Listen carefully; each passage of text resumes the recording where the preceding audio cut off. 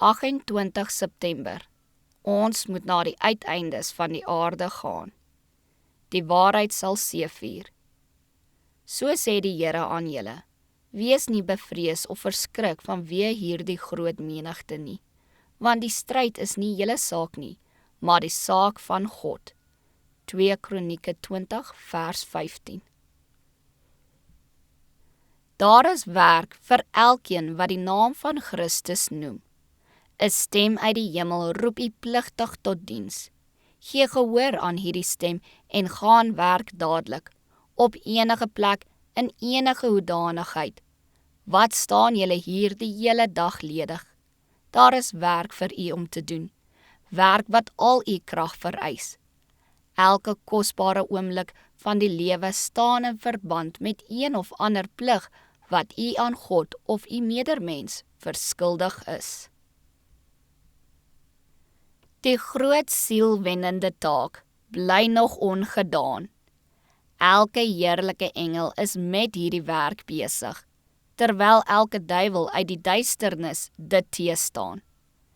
Christus het die groot waarde van siele aan ons kom demonstreer, deur met die opgehoopte liefde van die ewigheid in sy hart na die wêreld te kom en aan te bied om die mens 'n erfgenaam van al sy rykdom te maak. Hy onthul aan ons die liefde van die Vader vir die skuldige mens, en hy stel hom voor as regverdig en as die regverdigmaker van die wat glo. 'n Groot menigte het hulle teen die waarheid geskaar, met wie ons te doen kry as ons die lig vir ander voorhou. Ons hoop lê nie in ons kennis van die waarheid en in ons eie vermoë nie, maar in die lewende God.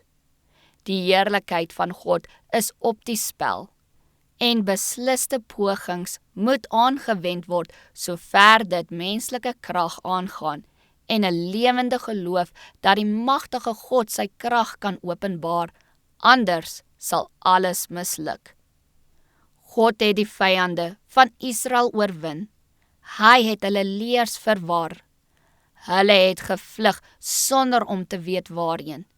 Wie kan die Here God van Israel weerstaan? Nou is ons stryd nie teen vlees en bloed nie, maar teen owerhede, teen die magte, teen die wêreldheersers van die duisternis van hierdie eeu. Die Here wil ons aanmoedig om na hom op te sien as die bron van al ons krag, die een wat in staat is om ons te help. As die God van Israel 'n taak vir ons onderneem, sal hy 'n sukses daarvan maak. Die waarheid sal seëvier.